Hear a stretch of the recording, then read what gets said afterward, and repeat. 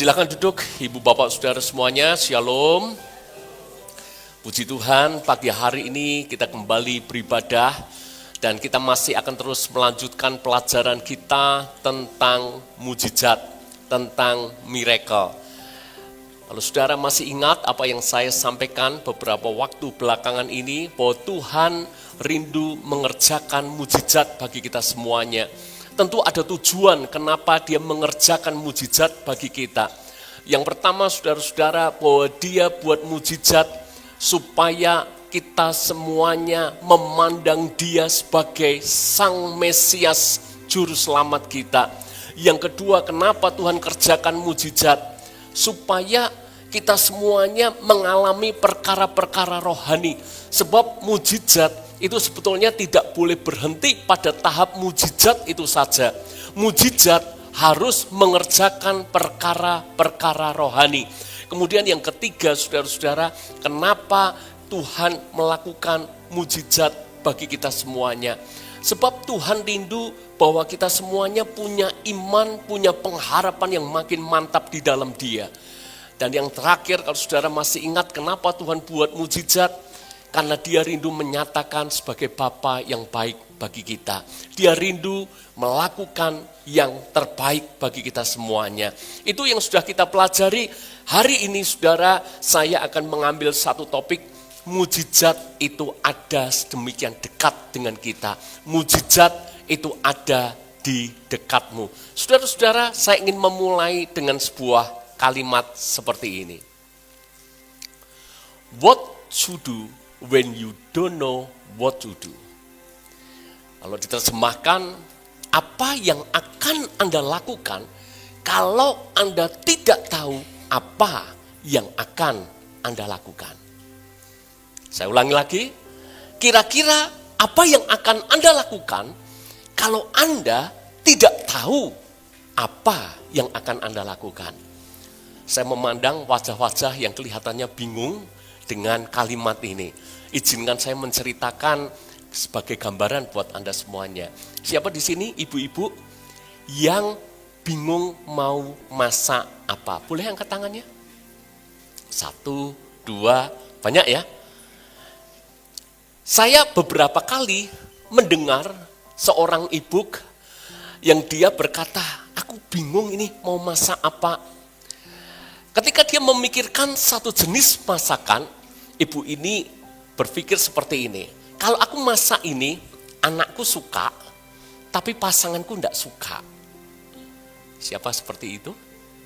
Lalu kemudian dia berubah acara. Oke, saya sepertinya nggak boleh masak ini, saya akan masak ini. Ketika dia merencanakan masak itu, dia baru ingat, bojonya suka, anaknya tidak suka. Dia cancel lagi, dia pikir, akhirnya dia ketemu. Oh, saya akan masak ini. Ini anakku suka, pasanganku suka, tapi dia mikir, tapi aku enggak suka. Cancel lagi, ganti lagi. Maka akhirnya dia ketemu satu jenis masakan, anaknya suka, pasangannya suka, dia suka. Maka apa yang dia lakukan? Dia semangat, dia langsung merencanakan mau masak itu. Maka dia buka kulkas, dan ketika dia buka kulkas untuk cari bahan masakan di sana, yang terjadi adalah nggak ada bahannya, saudara. Lalu kemudian dia cari, akhirnya dia menemukan satu bahan masakan. Udahlah, lumayan, ini masih aku bisa buat. Dia keluarkan bahan masakan itu, dia bawa ke dapur, mulailah dia meracik-racik, kemudian tiba waktunya dia menyalakan kompor gas. Saya belum cerita, Anda tertawa. Anda tahu maksudnya? Begitu dia nyalakan, gasnya habis. Itu terjemahan dari what to do when you don't know what to do. Jadi kalau ditanya oleh gurumu, apa arti what to do when you don't know what to do, ceritakan apa yang saya ceritakan. Kita tidak tahu harus buat apa lagi. Kita bingung harus mengerjakan apa lagi. Saudara-saudara, pernahkah Anda dalam situasi seperti itu? Sampai Anda tidak tahu lagi Anda harus buat apa. Saudara-saudara, Dalam Alkitab kita akan menemukan beberapa contoh. Ternyata bahkan tokoh-tokoh yang kita kenal luar biasa, mereka pernah dihadapkan di satu kondisi, mereka tidak tahu harus melakukan apa. Mari kita akan memulai beberapa hal. Yang pertama, saya ingin mengajak kita membaca dulu Keluaran 4 ayat yang pertama. Ini cerita tentang Musa, ketika Musa dipanggil Tuhan untuk membebaskan mereka dari perbudakan Mesir. Dan buat Musa yang waktu itu ada di padang Midian, sudah lama tidak memikirkan ilmu perang, strategi perang, dan harus berhadapan dengan kenyataan itu, maka inilah kata Musa, Keluaran 4 ayat yang pertama. Lalu sahut Musa, bagaimana jika mereka tidak percaya kepadaku dan tidak mendengarkan perkataanku, melainkan berkata, Tuhan tidak menampakkan diri kepadamu. Anda masih ingat? 40 tahun sebelumnya, Musa pernah berusaha membebaskan atau berusaha membela umatnya dari tentara Mesir. Dan ketika Musa membunuh tentara Mesir ini, dia berharap bahwa bangsa Israel support dia. Apa yang terjadi? Musa kaget ketika bangsa yang dibelanya berkata, siapa yang mengangkat engkau menjadi pemimpin atas kami? Makanya ketika dia harus berada dalam pelarian dan Tuhan memanggil dia untuk kembali membebaskan bangsa Israel, Anda lihat betapa tidak percaya dirinya Musa. Musa berkata, bagaimana kalau bangsa ini tidak percaya kepadaku? Aku harus melakukan apa? Musa bahkan tidak tahu apa yang harus dia lakukan.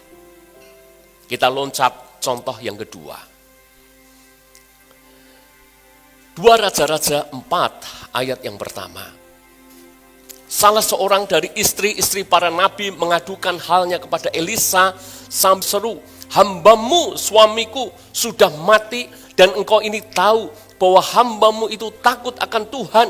Tetapi sekarang penagih hutang sudah datang untuk mengambil kedua orang anakku menjadi budaknya. Saya ingin Anda membayangkan sebentar kalau Anda berada di posisi janda itu. Janda itu ditinggal mati oleh suaminya dan suaminya tidak meninggalkan warisan, bahkan suaminya hanya meninggalkan sejumlah hutang. Saya percaya Alkitab tidak tulis nominalnya, tapi jumlah hutangnya pasti jumlah hutang yang besar. Kenapa demikian? Penagih hutang akan mengambil kedua anaknya untuk dijadikan budak sebagai pembayar daripada hutangnya. Sudah miskin, ditinggal mati oleh suaminya, hutangnya besar, kedua anaknya mau diambil jadi budak. Wanita ini sama, dia bahkan tidak tahu harus berbuat apa. Apa yang harus dilakukan, sementara dia tidak tahu apa yang mesti harus dilakukan. Satu contoh lagi, Yohanes 6 ayat yang ke-9. Yohanes 6 ayat yang ke-9.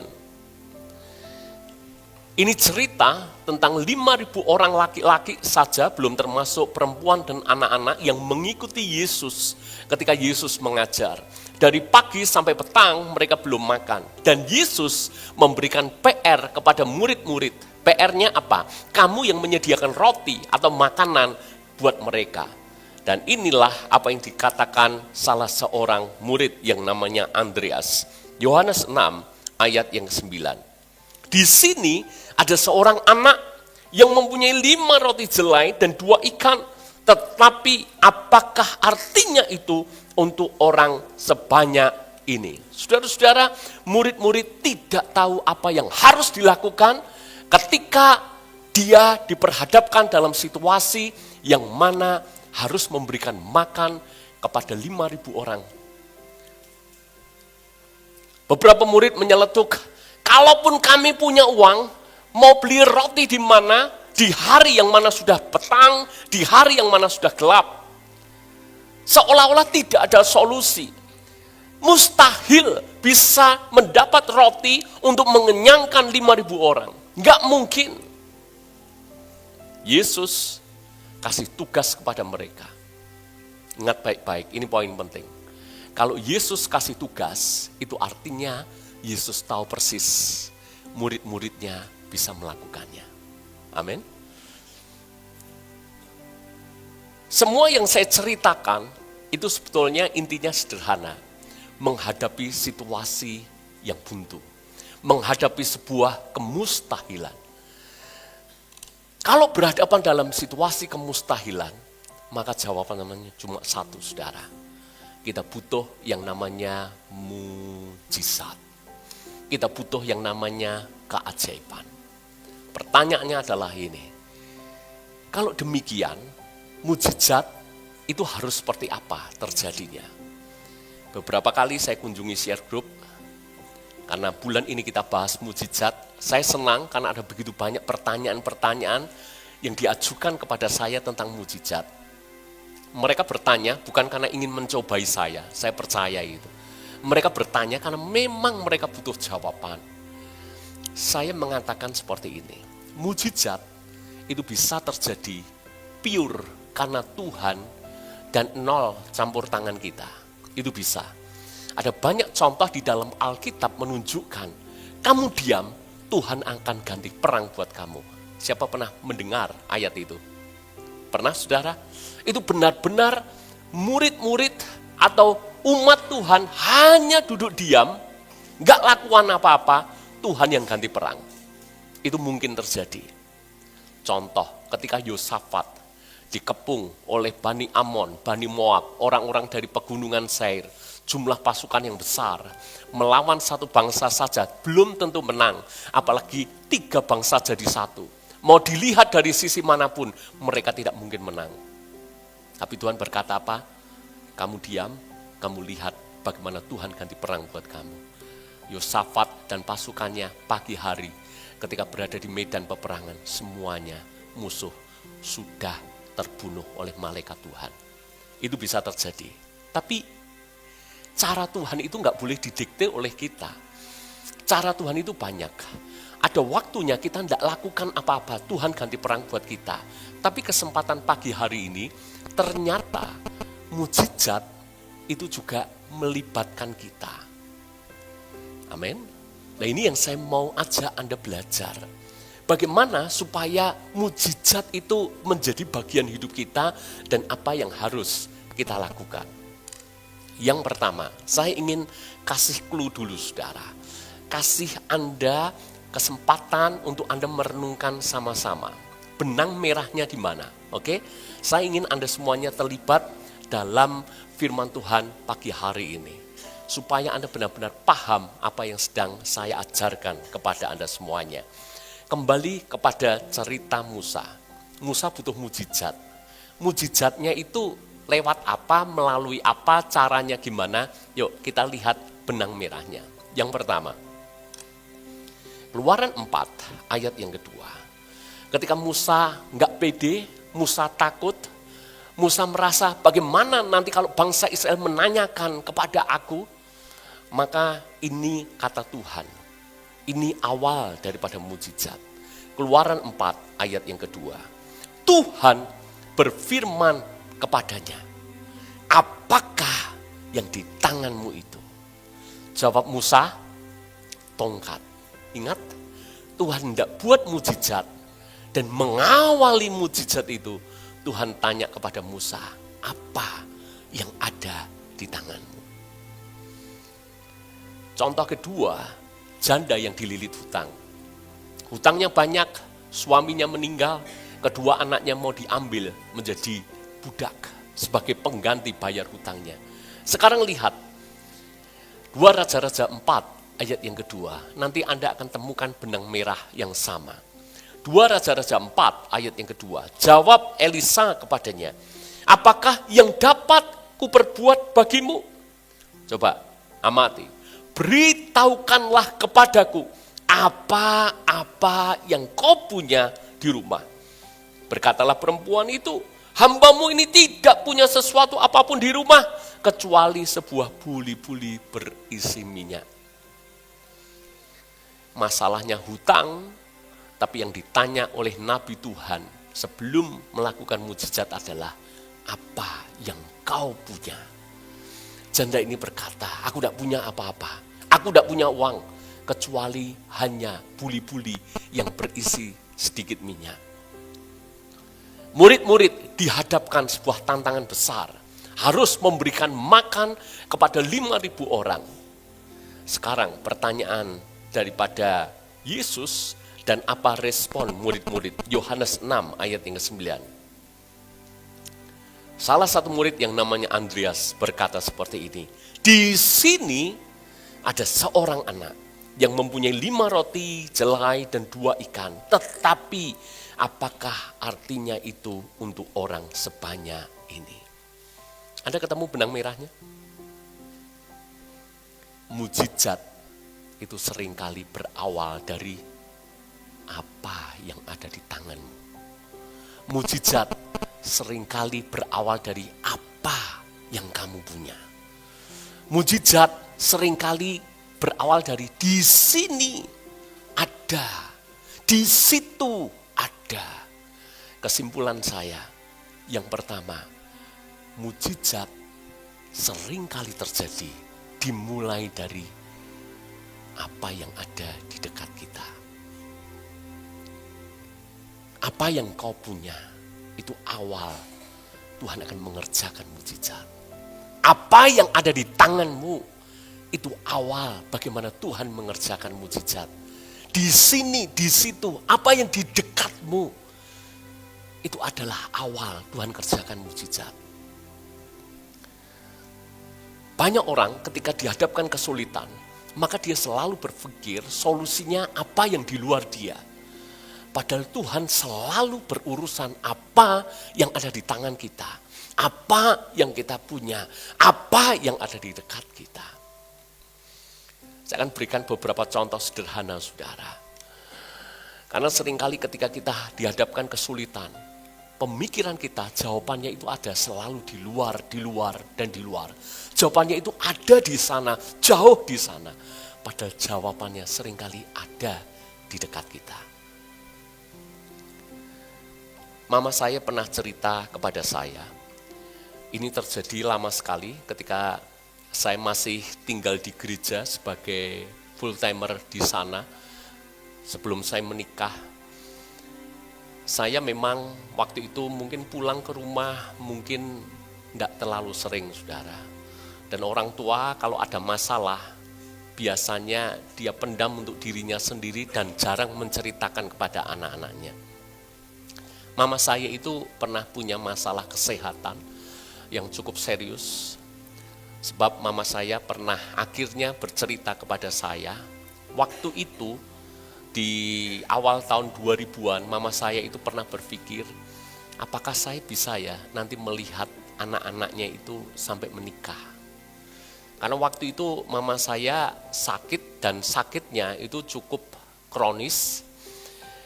Seingat saya memang waktu itu mama saya itu badannya itu benar-benar habis, sangat-sangat kurus. Tapi mama saya tidak pernah cerita. Lalu kemudian mama saya cerita bahwa dia sudah melakukan sejumlah pengobatan, dia kunjungi dokter ini, dia kunjungi dokter itu. Dia pergi ke rumah sakit ini, pergi ke rumah sakit itu. Bahkan ke beberapa dokter spesialis mama saya sudah pernah coba lakukan juga. Tapi hasilnya nihil. Ketika lihat hasilnya nihil, tidak sembuh, kondisinya tambah parah, sudah dicoba banyak hal, nggak ada hasil sama sekali. Makanya mama pernah cerita ke saya bisa enggak ya kira-kira sampai melihat anak-anaknya menikah. Dalam arti lain, mama saya berpikir mungkin usianya enggak lama lagi. Karena kondisinya terus merosot, kondisinya terus menurun. Satu kali ada tetangga di dekat rumah itu yang berkata, coba kamu ke puskesmas itu, kamu coba ke sana untuk diobati. Menurut logik, kalau dokter spesial saja tidak berhasil, apalagi dokter puskesmas. Kalau dokter puskesmas biasanya juga obatnya include di sana. Jadi obatnya kemungkinan besar generik, obatnya mesti obat yang sangat murah. Tapi karena mungkin mama saya sudah tidak ada solusi yang lain, maka akhirnya mama saya mengikuti saran itu juga. Maka akhirnya pergilah mama saya ke puskesmas. Karena mungkin sudah tidak ada jalan keluar, kalau ada orang usul, siapa tahu bisa menghasilkan sesuatu. Pergilah mama ke puskesmas di Mojosongo. Kalau puskesmas di kota Solo mungkin lebih bagus ya. Ini sudah puskesmas di daerah yang pinggir saudara. Jadi dokternya kalau ditanya, saya yakin mama saya juga lupa siapa yang ngobati dia. Karena saya yakin dokternya tentu bukan dokter spesialis. Kalau dokter spesialis prakteknya di rumah sakit, bukan di puskesmas. Ini cuma dokter puskesmas. Obatnya tentu juga obat yang murah, paketan saudara. Tapi saya cerita soal kadangkala mujizat itu ada di dekat kita. Akhirnya, singkat cerita, melalui pengobatan di puskesmas itu, mama saya punya kesehatan berangsur-angsur pulih, berangsur-angsur sehat. Bahkan sampai hari ini, usianya 82 tahun. Mujizat itu tidak jauh-jauh. Pergi ke banyak dokter spesialis, jawabannya justru di puskesmas. Bukan maksud saya mengajak Anda rame-rame, kalau sakit sekarang lari ke puskesmas. Bukan itu poinnya. Poinnya tentu bukan nggak boleh pengobatan di luar negeri atau di luar kota besar yang jauh. Bukan itu poinnya. Tapi poinnya ini, kadangkala Tuhan pakai cara yang tidak pernah kita bayangkan sebelumnya. Supaya apa? Supaya kita benar-benar tahu pertolongan itu datang hanya daripada Tuhan. Amin. Saya pernah ada satu cerita, saya dengar cerita ini. Karena cerita ini diceritakan dari mulut ke mulut, saya yakin cerita ini benar nyata, saudara. Mungkin Anda juga pernah mendengar cerita ini. Ini cerita ada satu orang di Solo yang dia bermasalah dengan tulang dan harus operasi untuk tulangnya. Karena orang kaya, dia pergi ke luar negeri. Dia berusaha untuk mendapatkan pengobatan terbaik di sana. Pergilah dia ke Malaysia untuk melakukan tindakan medis untuk operasinya. Ketika sampai di rumah sakit di Malaysia, dia ditanya mau dokter lokal atau dokter luar. Karena dia orang kaya berpikirnya selalu yang luar, yang luar, yang luar. Maka ketika ditanya mau dokter lokal Malaysia atau dokter luar, dia pilih dokter luar. Dan ketika menjelang dioperasi, alangkah kagetnya dia. Sebab yang mau mengoperasi dia memang dokter dari luar negeri Malaysia maksudnya. Dan yang mengoperasi ternyata dokter dari Solo, saudara. Wong Solo melakukan tindak operasi di luar negeri, tapi yang melakukan tindakan medis orang Solo juga. Kalau Anda mau tahu penjelasan sesimpel itu, jawaban itu seringkali ada di dekat kita, tapi kita maunya lari yang jauh-jauh, yang jauh-jauh. Tuhan itu kadang-kala pakai yang ada di dekatmu. Tuhan itu kadang-kala pakai apa yang kamu punya, apa yang kamu bisa. Saya ada satu cerita lagi. Hari ini banyak cerita boleh? Nah, seneng kalau jemaat gini, saudara. Saya punya teman, namanya Pak Joko. Pak Joko Prasetyo ini punya anak, anaknya yang nomor 2. Dia pernah cerita ke kami. Punya anak nomor 2, tapi anaknya yang nomor 2 ini, dia tahu anaknya ini pinter sebetulnya. Tapi prestasi di sekolahnya itu jelek banget. Peringkatnya mau akhir-akhir terus gitu. Jadi kalau bisa naik kelas, itu anugerah, ceritanya demikian. Padahal pinter anaknya. Lalu kemudian yang dilakukan teman saya, Pak Joko ini, hal yang di luar nalar. Dia cerita, karena anakku nilainya selalu di bawah, maka kami putuskan, kami belikan PlayStation. Dan anaknya disuruh lebih banyak bermain PS. Siapa punya anak punya problem seperti itu? Anda mungkin boleh ikuti ini. Kasih anakmu PS, suruh main lebih banyak. Ajaibnya, begitu anaknya sering main PS, nilainya terkatrol naik. Bahkan sangat berprestasi pada akhirnya. Kabar baik buat anak muda yang hari ini Anda hadir. Siapa pengen PS? Angkat tanganmu. Aneh enggak? Anda mau tahu kenapa teman saya memutuskan untuk belikan anaknya PS dan suruh anaknya main PS lebih sering sekalipun nilainya itu berada di bawah? Karena teman saya ini menganalisa, kenapa si anak kalau menyelesaikan tugas itu selalu kalah dengan waktu. Nulisnya itu terlalu lama, dan terlalu lama. Maka seringkali soal itu tidak selesai dengan tuntas. Maka teman saya ini menganalisa dan dia akhirnya menemukan jawaban. Anak saya ini punya masalah di yang namanya motorik halus. Motorik halus itu kalau untuk menulis itu perannya sangat besar. Motorik halus itu juga bagian dari koordinasi antara mata, otak, dan tangan. Ketika dia tahu masalahnya di motorik halus, berarti yang dilatih adalah motorik halusnya. Salah satu cara melatih motorik halus adalah main PS. Karena itu mengkoordinasi antara mata, otak, refleks dengan tangan. Kelihatannya aneh, tapi ternyata itu membuahkan hasil yang luar biasa. Maka kalau nilai rapot anakmu merah, panggil guru les. Karena tidak selalu masalahnya di motorik halus. Kalian jangan senang dulu anak-anak remaja ya. Anda tahu yang saya ceritakan, mujizat jawaban itu seringkali ada di dekat kita. Amin saudara? Amin. Karena Tuhan seringkali bertanya apa yang kamu bisa. Tuhan seringkali tanya apa yang kamu punya. Tuhan seringkali tanya di rumahmu ada apa. Di sini, di situ, di dekatmu ada apa.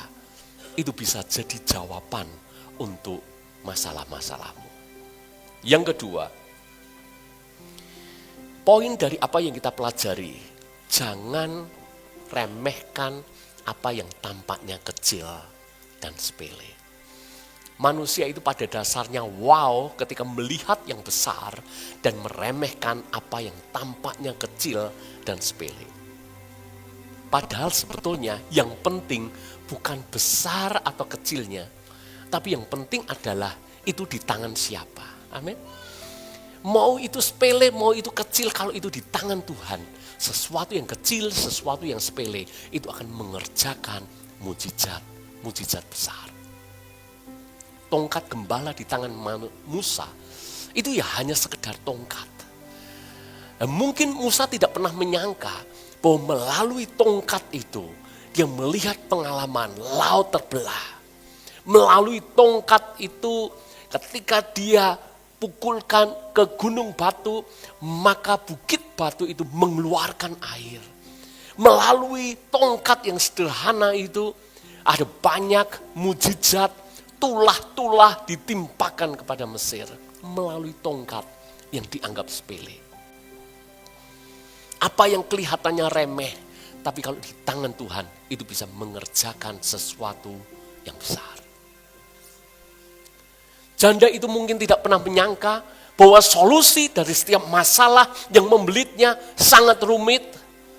Kalau saya berada di posisi janda itu juga mungkin saya akan sama.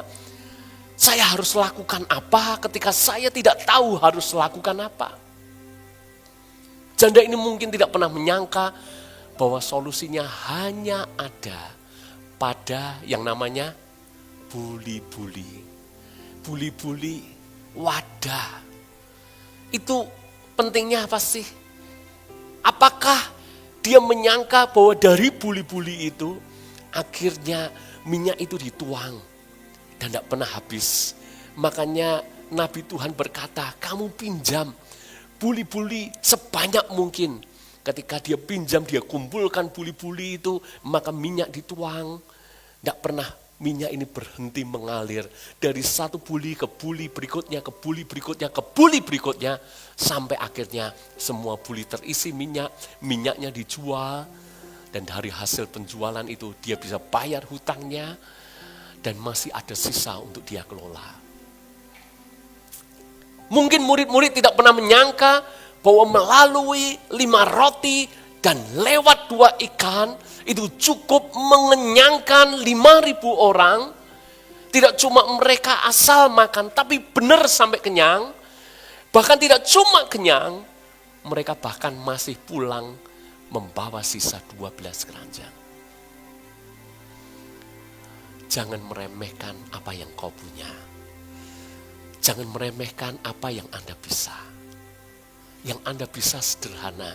Hari ini serahkan kepada Tuhan. Yang sederhana itu bisa menjadi sesuatu yang besar. Saya seringkali ngobrol dengan Ibu Tumina. You know Ibu Tumina?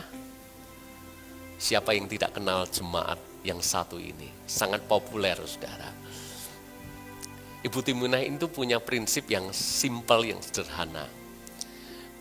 Beberapa kali saya kunjungi di warungnya. Dan prinsipnya Ibu Tumina, dia buka warung kecil, buka warung yang jual makanan kecil dan minuman. Warungnya mungkin ukurannya berapa Ibu? 3x2 mungkin, 3x4, kecil sekali.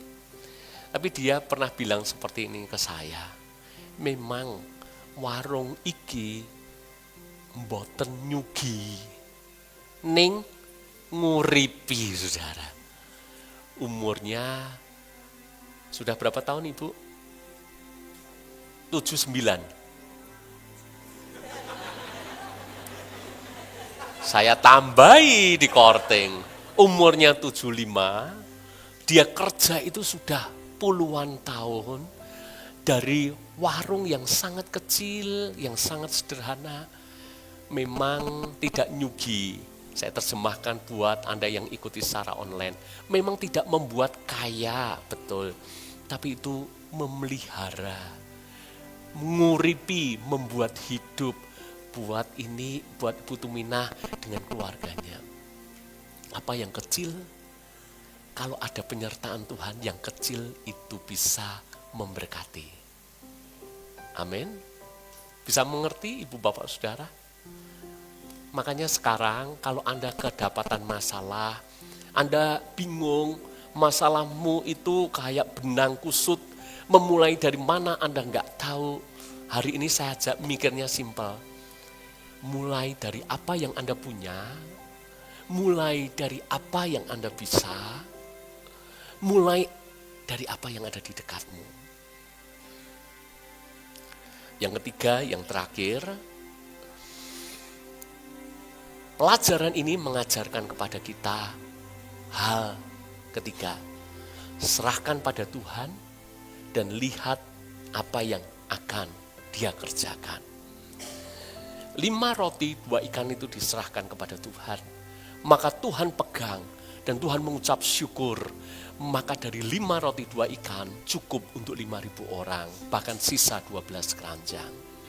Buli-buli itu diserahkan ke Nabi Tuhan, ini perwakilan daripada Tuhan, maka buli-buli sederhana itu bisa terus mengalir minyak, minyaknya tidak pernah habis, minyaknya dijual, bisa bayar hutang, bahkan masih ada sisa yang harus dia kelola.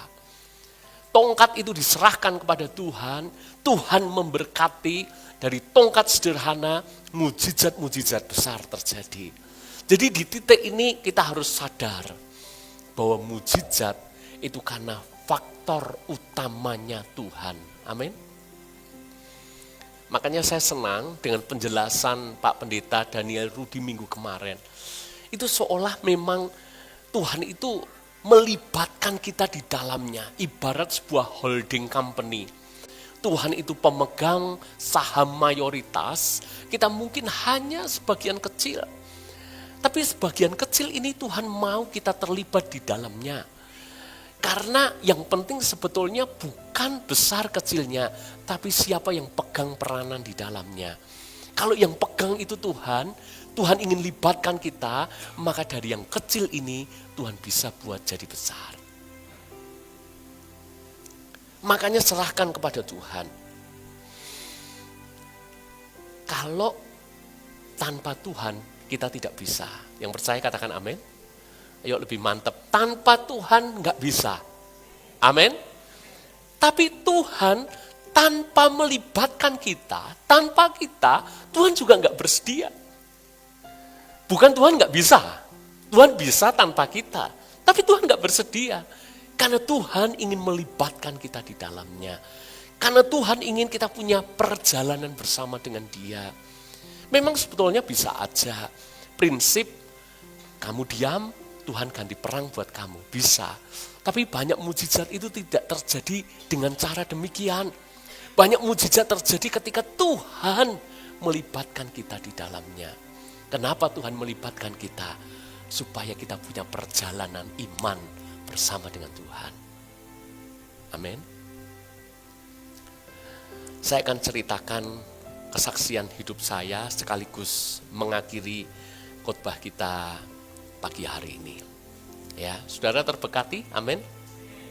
Amin ya, tentang mujizat. Ini menjadi hal yang penting buat kita semuanya.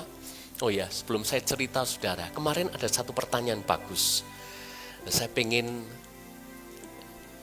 lontarkan kembali kepada Anda, saya ceritakan kembali kepada Anda. Karena mungkin ini mewakili pertanyaan-pertanyaan yang ada di pikiran Anda. Kemarin ada satu jemaat ketika saya hadir di sebuah share group, dia tanya seperti ini. Khotbahnya Pak Daniel Rudi diambil dari firman Tuhan, itu mujizat itu anugerah yang dikerjakan Roh Kudus. Amin, masih ingat saudara? Mujizat itu anugerah. Lalu kemudian jemaat ini tanya kepada saya, kalau mujizat itu anugerah, buat apa kita berdoa?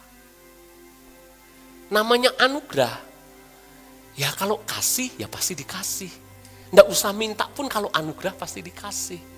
Jadi buat apa saya harus berdoa? Buat apa saya harus minta? Buat apa saya harus bergumul? Buat apa saya harus mengusahakan? Ini pertanyaan bagus. Sebab ketika dia tanya seperti itu, langsung dalam hati saya berdoa, Roh Kudus tolong, Roh Kudus. Roh Kudus tolong. Kan ini pertanyaan sulit loh. Betul enggak?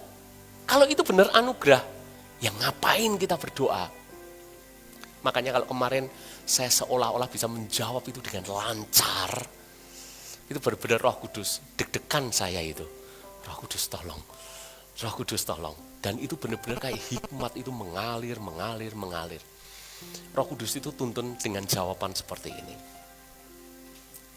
Memang benar, mujizat itu anugerah. Saya kasih contoh Paulus. Paulus itu butuh mujizat. Sebab itu dia berdoa bahkan 3 kali berseru. Supaya duri dalam dagingnya diambil. Dia berdoa. Kalau sampai doa 3 kali itu artinya dia sungguh-sungguh menggumulkan. Itu artinya dia butuh pertolongan, butuh mujizat. Tapi ketika dia berdoa bahkan sudah 3 kali dia berdoa. Mujizat terjadi enggak? Tolong jawab. Enggak terjadi. Malah jawaban Tuhan apa? Cukup kasih karuniaku bagimu. Berarti benar kan? Mujizat itu anugerah. Setuju enggak? Karena memang itu karena faktor Tuhan saja buat kita semuanya.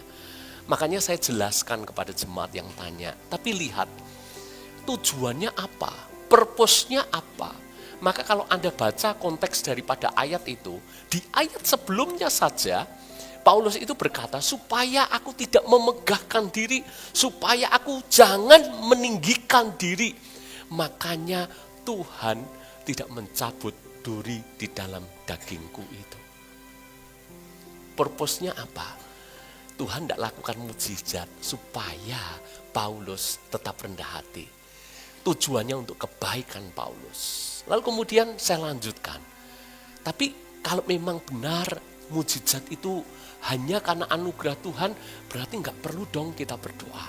Maka saya jawabannya, kalau kita tidak perlu berdoa, berarti Yesus keliru mengajar. Sebab Yesus mengajar apa? Carilah, maka engkau akan mendapat. Ketoklah, pintu akan dibukakan bagimu. Berdoalah. Yesus ngajar apa? Dia kasih perumpamaan, ada seorang janda yang minta haknya dibela. Maka janda ini minta, artinya menggumulkan, minta. Berarti berdoa tetap penting enggak? Berdoa perlu enggak? Harus. Makanya kalau Anda ingat, saya khotbahkan ini bahkan di era saya sebelum menjadi gembala. Izinkan sekali lagi saya mengulangnya, mengingatkan buat Anda. Dimensi mujizat, dimensi iman itu selalu melibatkan dua hal. Ingat baik-baik ya, ini penting-penting banget. Selalu kalau Anda amati tokoh-tokoh Alkitab termasuk Tuhan Yesus, selalu ada dua hal. Berdoa itu harus, bahkan perjuangkan apa yang Anda gumulkan, ngototlah ketika meminta kepada Tuhan. Saya beri beberapa contoh. Tuhan Yesus, dia ngotot enggak ketika dia minta? Ngotot. Ketika berada di Taman Getsemani, dia berdoa 3 kali. Bahkan keringatnya keluar hingga seperti tetesan darah. Itu artinya dia minta sangat serius. Dia benar-benar ngotot. Paulus ngotot 3 kali minta. Perempuan yang anaknya sakit, dia datang kepada Yesus.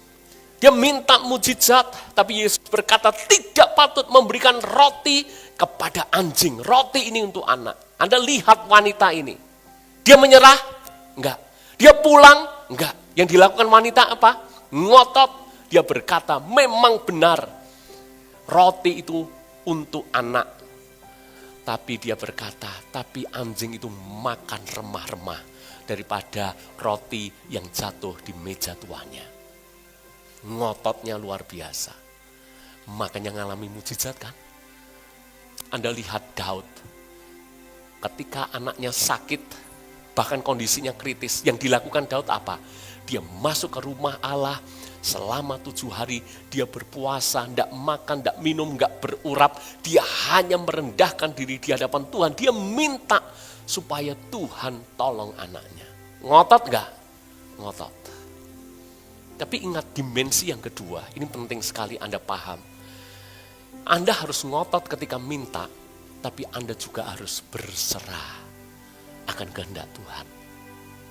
Kalau Anda hanya ngotot, Anda tidak punya sisi berserah, Anda akan jadi orang yang kecewa dengan Tuhan. Dia ngotot, betul. Yesus ngotot enggak? Ngotot. Tapi selalu diakhiri dengan kalimat seperti ini, bukan kehendakku yang terjadi, melainkan kehendakmu yang terjadi. Paulus ketika dia tahu duri dalam daging itu harus tetap ada dalam dirinya, maka Paulus berkata, dalam kelemahanlah kuasa Tuhan menjadi sempurna. Dia berserah. Daud 7 hari dia puasa, dia minta supaya Tuhan tolong anaknya. Ketika akhirnya anaknya mati, pegawai-pegawainya sampai takut bagaimana memberitahu Daud. Dan respon pegawainya kaget ketika melihat Daud melakukan ini. Ketika dia dengar anaknya mati, maka Daud berkata kepada pegawainya, siapkan baju, aku mau mandi, mau berurap, siapkan makanan, aku mau makan. Pegawainya heran, kok bisa sampai mereka takut untuk memberitahu. Belum mati saja sedemikian sedihnya. Setelah mati, kenapa malah justru mandi, malah justru makan? Dan ini jawaban Daud. Selama anakku masih hidup, aku memperjuangkan, siapa tahu Tuhan memberikan kasih karunia. Tetapi kalau anakku mati, aku belajar berserah dan dia lanjutkan hidupnya. Anda nangkap ini? Kalau Anda bergumul sesuatu, ngotot. Amin. Tapi ingat, belajarlah berserah. Makanya benar, mujizat itu anugerah. Tapi di dalam anugerah, Anda bisa menjadi seperti anak yang meminta kepada Bapa kita. Tidak boleh ya, anak-anak, sampai Anda tidak pernah berdoa dan tidak meminta. Jangan. kita ini anak boleh minta kok. Anak saya minta ke saya kok. Ketika dia kuliah di luar kota, duitnya habis, saya yakin dia tidak cari sampingan kerja kok. Yang dia lakukan pertama kali, minta. Betul enggak? Kenapa? Karena kami punya hubungan. Karena dia yakin aku minta ke papa mama, pasti kok aku dikasih. Cuma kadang-kadang kalau dia minta yang berlebih, makanya betul. Kadang dikasih, kadang enggak. Perlu berserah. Nangkep enggak? Hah? Betul enggak? Ya kalau dia ditanya, dia mesti minta ini, minta itu. Tapi semua itu kami orang tua yang tahu yang terbaik buat dia. Bisa menangkap ibu bapak saudara? Oke, kembali seperti yang saya janjikan, saya akan mengakhiri dengan sebuah cerita dari apa yang saya sampaikan dalam kesempatan topik kita pagi hari ini. Jawaban itu ada di dekatmu. Jawaban itu berawal dari apa yang kamu punya. Jawaban itu berawal dari apa yang kamu bisa.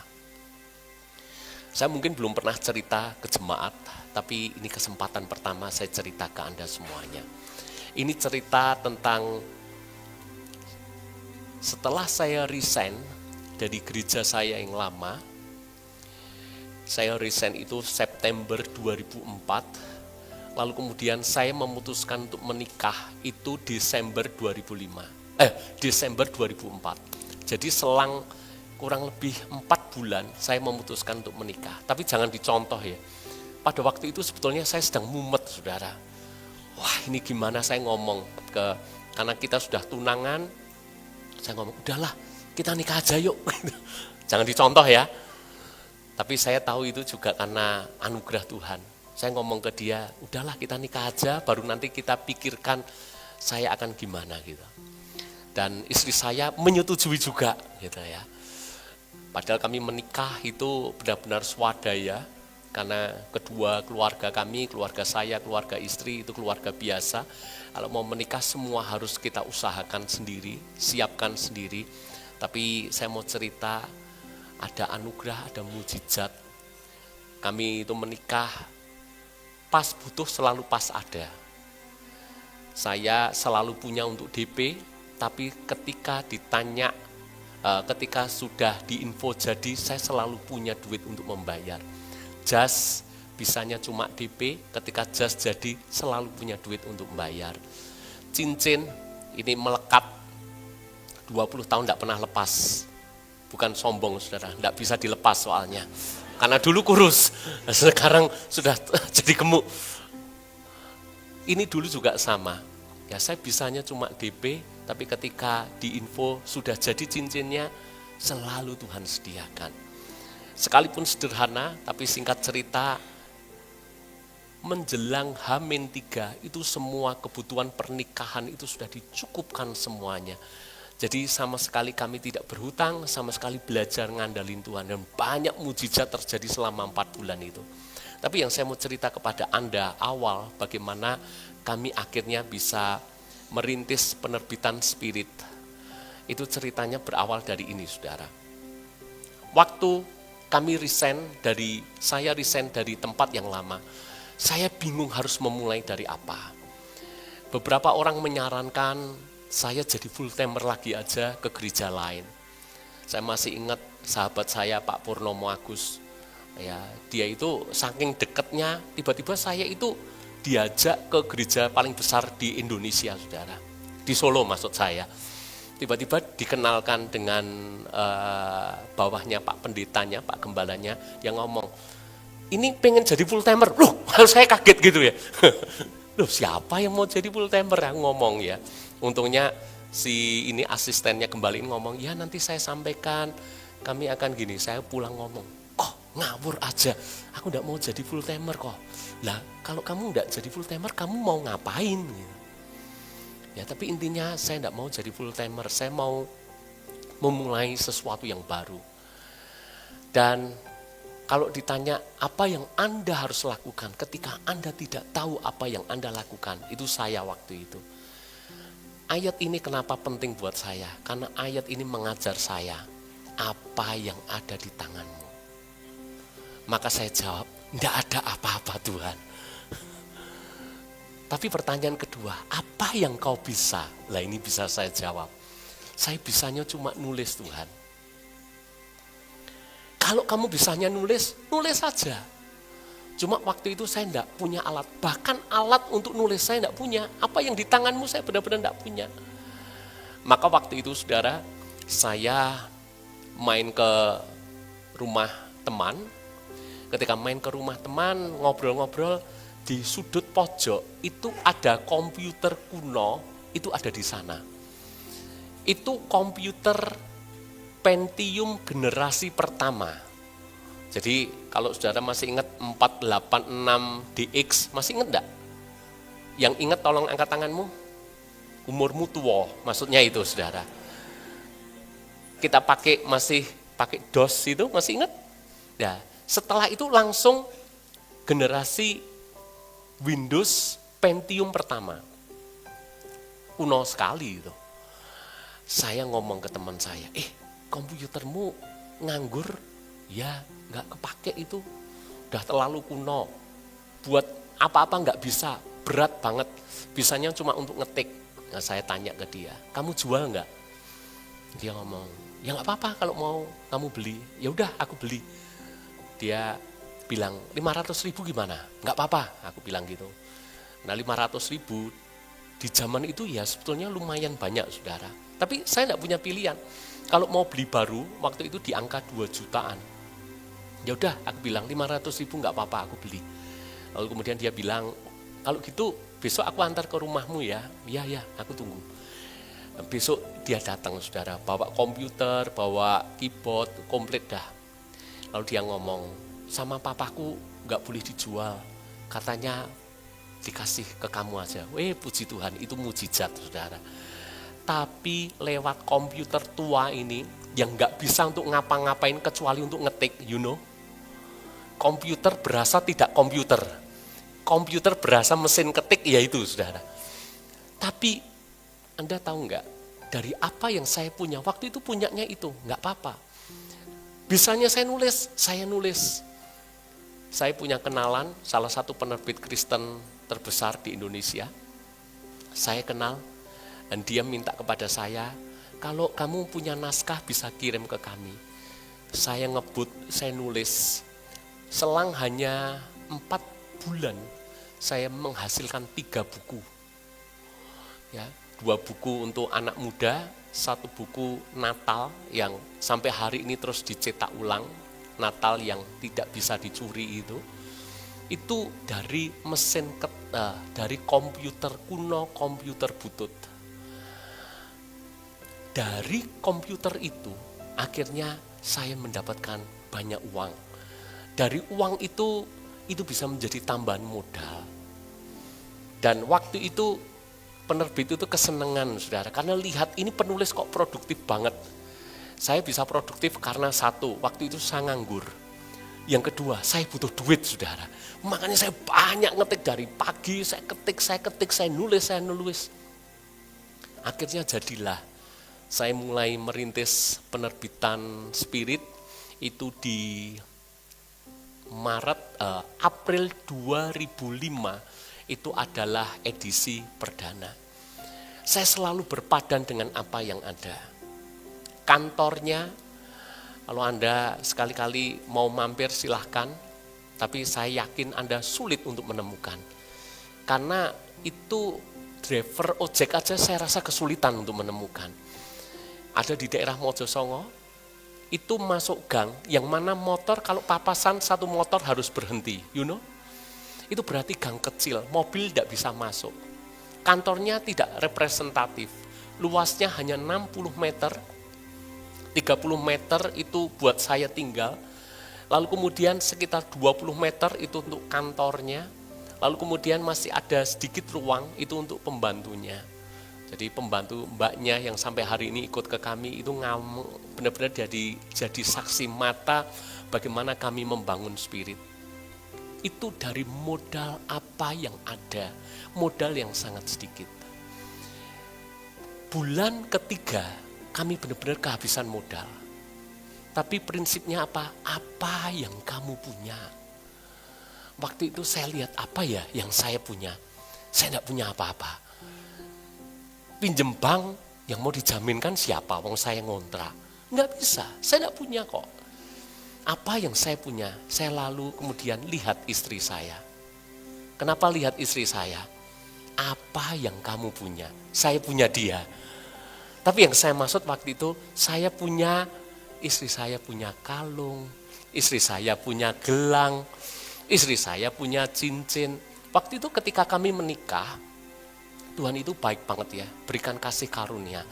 Yang datang itu banyak, sumbangannya itu banyak. Dan banyak yang ngasih gelang, banyak ngasih kalung, banyak ngasih apa gitu. Akhirnya saya lihat istri saya, apa yang kau punya? Maka kami rundingan dengan istri, karena waktu itu modal putus, benar-benar habis. Nggak bisa, kalau nggak berhenti itu. Saya tanya istri, gimana menurut kamu? Istri saya dengan rela berkata, nggak apa-apa, jual aja semuanya. Jadi seluruh perhiasan istri saya, itu saya jual. Waktu itu istri saya masih kerja, jadilah saya yang menawarkan untuk menjual di toko-toko emas di daerah Coyudan. Yang saya sebel waktu itu mbak-mbak yang menerima penjualan itu selalu ngomong, apa ndak kasihan toh om? Apa ndak sayang toh om? Wah itu hati saya itu sebagai pria itu teriris-iris saudara. Ini kan punya istri, tapi aduh kenapa saya jual gitu. Itu batin saya, langsung transaksi selesai gitu ya. Tapi itu pertanyaan mungkin 2-3 kali loh. Apa enggak sayang toh ini semua dijual? Saya enggak tahu maksudnya apa. Karena dia belum tahu saja benang merahnya. Saya rasa Anda boleh tanya kepada Ibu Gembala. Nyesel enggak dulu melepaskan semua anting, semua gelang, semua kalung? Tanya saudara. Menabur, menuai. Amin. Dia enggak pernah nyesel. Karena menaburnya emas. Menuainya diamond. Amin. Saya mengawali dari semua yang kecil, dari semua yang ada. Makanya kalau mau usaha, saya ajari Anda, jangan fokus gede dulu, kecil dulu diusahakan dengan sungguh-sungguh, diperjuangkan dengan sungguh-sungguh. Kami punya mobil pertama itu sedan, sedan kami itu sedan tua. Buat apa? Buat ngangkut kertas. Buat apa? Buat kami keliling dari satu toko ke toko untuk jual. Dan ketika mobil ini sudah nggak bisa kompromi, kalau nuruti kata hati pengennya mobil yang bagus. Tapi kami beli mobil box yang kami pakai hingga hari ini. Anda tahu kan gembalamu itu tipe setia. Saya beli sudah berarti hampir 20 tahun itu. Ya, sampai sekarang kami masih pakai. Ya, kami berapa bulan, hampir 1 tahun, kemana-mana naik box. Gak apa-apa, berpadan dengan apa yang ada. Jangan gengsi, berpadan apa yang punya. Makanya saya tidak pernah lupa ketika saya main ke Plaza Ambaruk Mall, saudara. Kalau Anda tahu Plaza Ambaruk Mall, saya lupa kalau saya naik box. Saya masuknya ke parkiran untuk parkir mobil biasa. Saya kenceng, saudara. Itu padahal ada papanya. Gelundang gitu saudara, nyangkut gitu. Itu terjadi. Tapi puji Tuhan, hari ini berawal mungkin dari sederhana. Dari kantor sederhana kami bisa pindah rumah yang sederhana.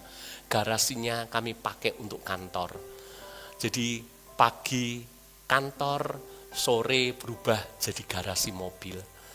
Tuhan percayakan, akhirnya kami bisa beli satu tempat untuk kami bangun percetakan. Akhirnya bahkan kami bisa beli tempat untuk kami bisa buat kantornya dan seterusnya. Berawal dari komputer butut, berawal dari apa yang saya bisa. Mujizat enggak? Saya pribadi berkata bukan karena kuat gagah saya. Itu karena mujizat. Yang lebih jago menulis dari saya banyak. Yang lebih pintar dari saya ketika mengelola usaha banyak. Tapi ada faktor mujizat. Dan faktor mujizat berawal dari apa yang kamu punya, apa yang kamu bisa, apa yang ada di dekatmu. Kalau Anda bingung mau apa hari ini, Anda bisa apa? Anda bisa masak, masak. Jangan terlalu pusing nanti laku atau enggak. Anda yang bisa masak, Anda masak, tawarkan ke kami, pasti kami beli. Loh, enaknya kurang apa? Udah? Anda bisanya bikin apa? Tawarkan ke kami pasti akan bantu Anda. Berawal dari Anda bisa apa, berawal dari Anda punya apa, jangan nunggu dulu. Kalau Tuhan berkati aku, baru aku nanti akan lakukan. Kalau Tuhan siapkan ini, baru aku akan gerak. Enggak, Tuhan prinsipnya, kamu punya apa, kamu bisa apa. Amin. Saudara bisa menangkap sesuatu, berjalan bersama dengan Tuhan. Tuhan memberkati kita semuanya. Yuk kita bangkit berdiri bersama-sama.